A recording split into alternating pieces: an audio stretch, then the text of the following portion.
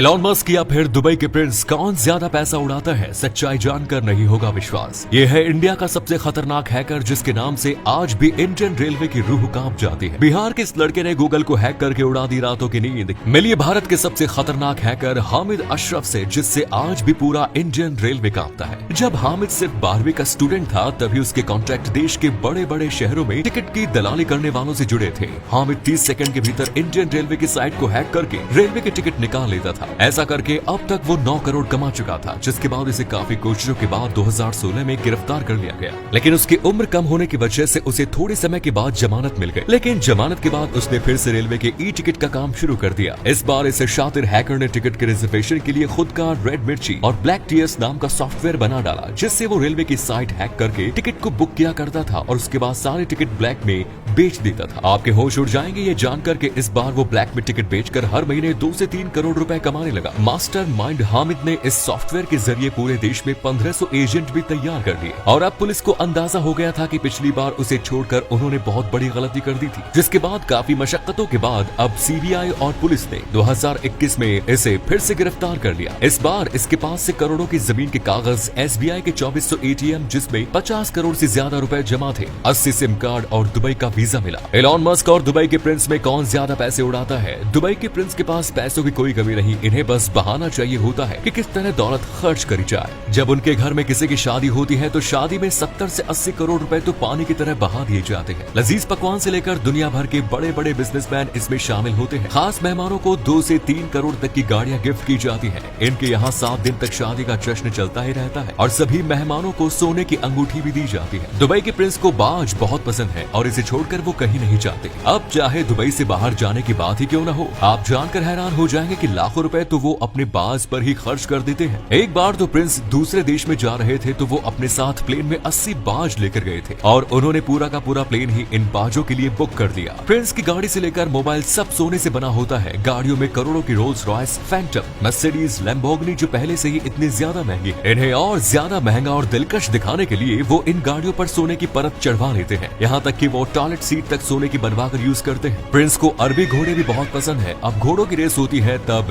इन घोड़ों पर करोड़ों रुपए लगाए जाते हैं। अगर एलॉन मस्क की बात करें तो वो चाहे तो एक आलीशान जिंदगी जी सकते हैं, लेकिन वो अपना ज्यादातर पैसा चैरिटी में या फिर इन्वेस्ट कर देते हैं। 2015 में उन्होंने अपनी ही चैरिटी कंपनी मस्क फाउंडेशन को $255 मिलियन डोनेट कर दिए थे। हाल ही में उन्होंने ट्विटर को $44 बिलियन में कैश में खरीदा। ये इतिहास की आज तक की सबसे बड़ी डील है। एलॉन मस्क की संपत्ति पाकिस्तान, नेपाल, श्रीलंका और यूक्रेन जैसे देशों की टोटल जीडीपी से भी ज्यादा है। एलॉन को ज्यादा मटेरियलिस्टिक चीजों का शौक नहीं है, लेकिन एलॉन को एक चीज का बहुत ज्यादा शौक है, वो है पुरानी रॉयल कार्स। एलॉन के पास 1920 फोर्ड मॉडल टी है, जो अपने दौर में सबसे ज्यादा शानदार कार मानी जाती थी और इसकी कीमत आज 14 लाख रुपए है। 2013 में एलॉन मस्क ने 7 करोड़ की रेयर लोटस एस्पिड स्पोर्ट्स कार खरीदी, जो 1977 में जेम्स बॉन्ड मूवी में यूज की गई थी। इसके अलावा एलॉन मस्क की फेवरेट कार 1967 जैगवार रोडस्टर है, जिसे एलॉन मस्क ने 5 करोड़ रुपए में खरीदा। एलॉन बचपन से ही इस कार को खरीदना चाहते थे और उन्होंने अपनी पहली कमाई में ही इस शौक को पूरा कर लिया। मस्क के पास खुद के 2 प्राइवेट जेट्स भी है, जिसकी कीमत 500 करोड़ रुपए है। एलॉन पार्टी बहुत ही कम करते हैं, लेकिन जब भी करते हैं तो कोई रोक टोक नहीं होनी चाहिए, इसलिए उन्होंने न्यूयॉर्क में कॉस्प्ले पार्टी के लिए एक किला खरीद रखा है।